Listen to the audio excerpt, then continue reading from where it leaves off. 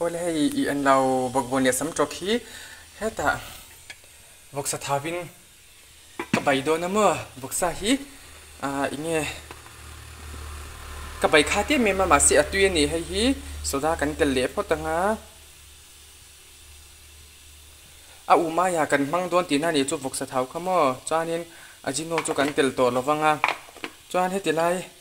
marcha hi somnga panga ka ro dip zauta ni chu mo chuan hei hi ngai kan ling tan zuk no ro bu me nge chuanin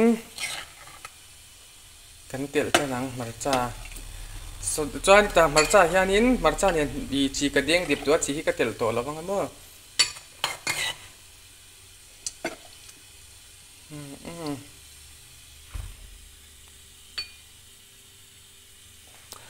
ka kol don ta ni chu hei la fai lo top ma se kina ka lo ngau thama yang ti khanim oksa hi koron suak chhuak anga mo hei tian kan telanga I midang pon in ti ve to me thia mo I hei I bokbona te tiang te le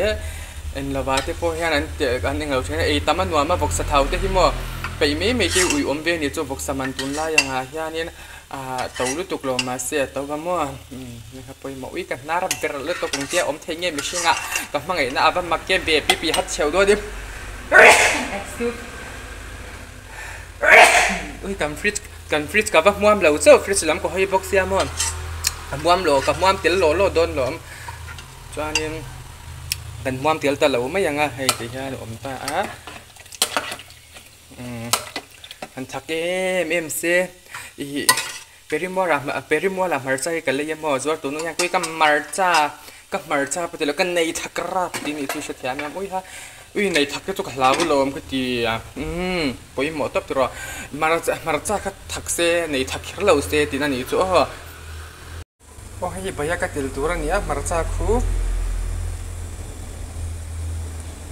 somnga pangania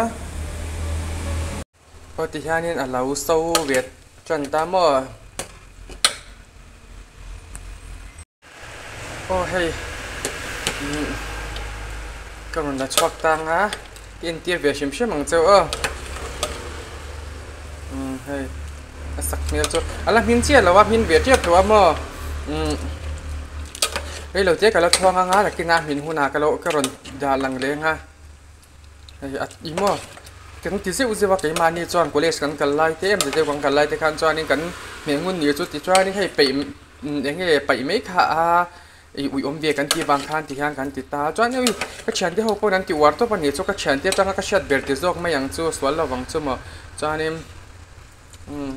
tui ton top ki hei marcha hi ka marcha rong hi tian a shin se ina san chu marcha shin kha ka ding dip ta ni chu mo marcha kha bi dip deu asen ang chi kha ka ti khan asen thuk zela ti khanin I marcha man na zir khanin I bai grong kha in thak dang lam ti na ni chu in sha thiam dan tur chuan mo te khanin me al chapya ma ila ka chia ti nang bel ni chu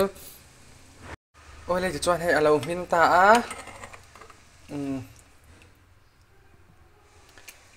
tui el tiang ultra pro max abraham thla khani le top ta ni chu mo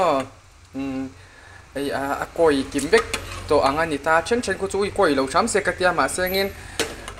ka chok ve deu ring mo chu bang chan lo koi ta ni chu koi el tiang mang tara ang chi kha oi ka clear bang thai lo chu ram chu wa tui mel ta kem high school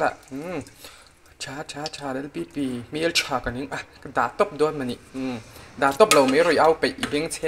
beng cheng a mi yes